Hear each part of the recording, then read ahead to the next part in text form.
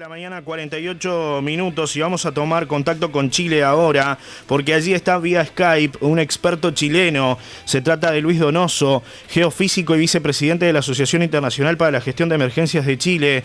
Luis, buenos días, gracias por atendernos en esta mañana. Usted en las últimas horas ha manifestado que lo que sucedió aquí en Uruguay no fue un sismo, sino un sonic boom. Buenos días, Luis, gracias por atendernos. Buenos días, muy agradecido por la confianza de la llamada.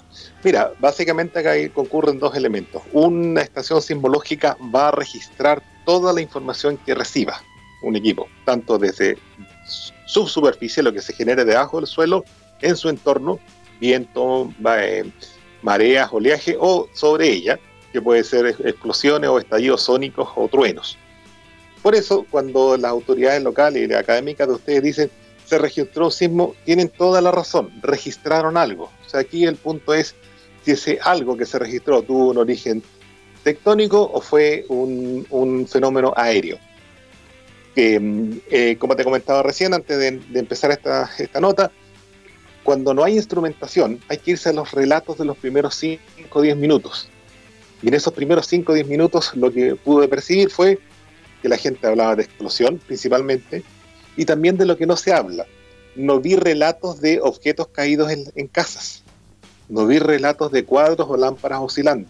Sí. Y tampoco vi un relato de un pánico generalizado, que debiera ser esperable, por un sismo en una zona donde nunca hay sismo de ese tamaño. Con esos tres elementos tú puedes decir que el candidato más probable de lo que ocurrió anoche fue un fenómeno aéreo con un origen que no puedes establecer. Si fue un avión o fue un pequeño meteorito. Cuando estoy hablando de pequeño meteorito, estoy hablando de algo no más grande que una manzana, para tener la escala. Sí. Eso no más allá de eso.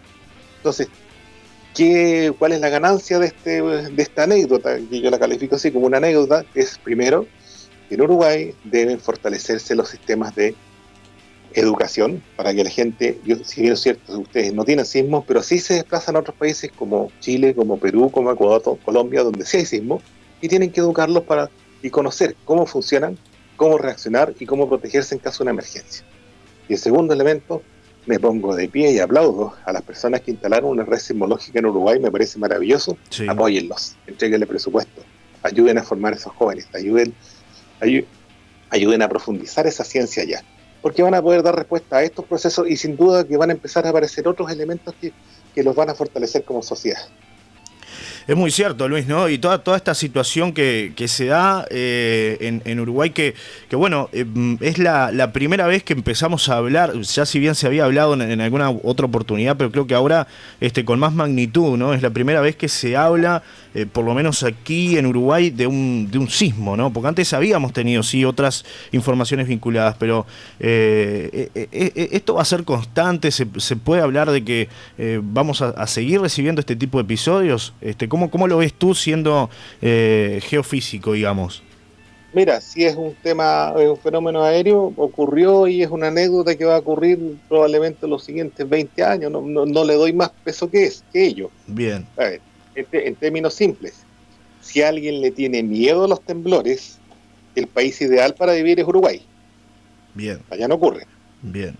Así que con eso estás diciendo todo. Estás diciendo que sí, claro, que no vamos a seguir acostumbrándonos a este tipo de episodios. Si alguien le tiene pánico, en la ciudad perfecta en Montevideo. O sea, allá no tiembla, ¿no? Eso es. Y lo que van a servir, lo que podrían sentir son fenómenos de este tipo o sismos muy lejanos que generan alguna pequeña manifestación. Tendría que ser un gran sismo en la costa del Pacífico, sí, para que sientan un leve sismo.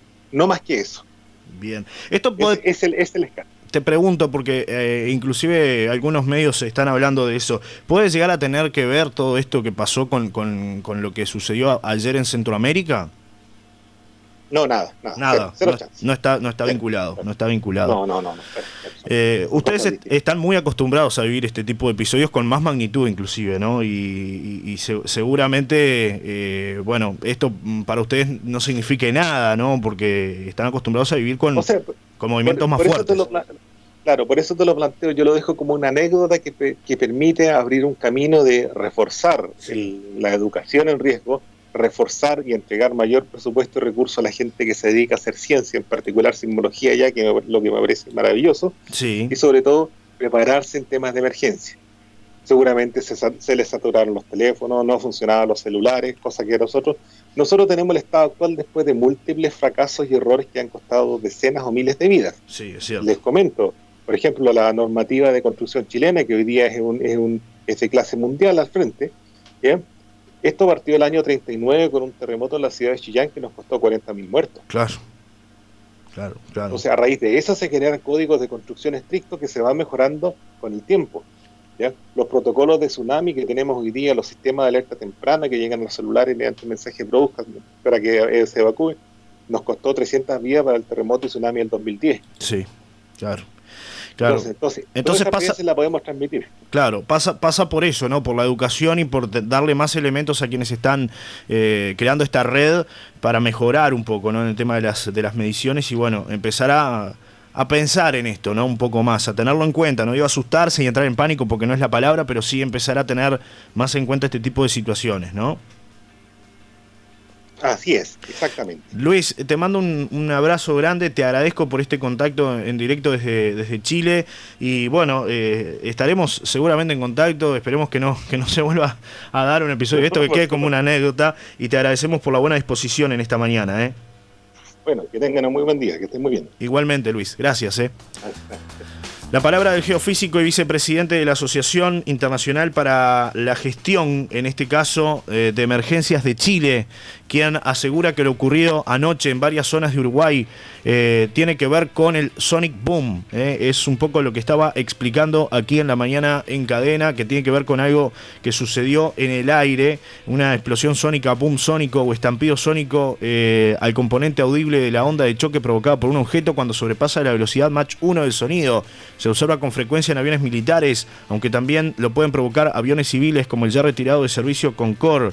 Otro caso en el que puede ocurrir es al penetrar un meteorito en la atmósfera de alta velocidad, 54.000 kilómetros por hora, como el caso del impacto del meteoro en Rusia en el 2013 que causó una gran rotura de cristales con más de 500 heridos.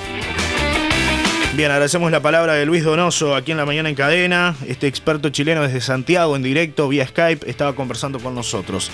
Nos vamos a una pausa y ya volvemos con más información aquí a La Mañana en Cadena.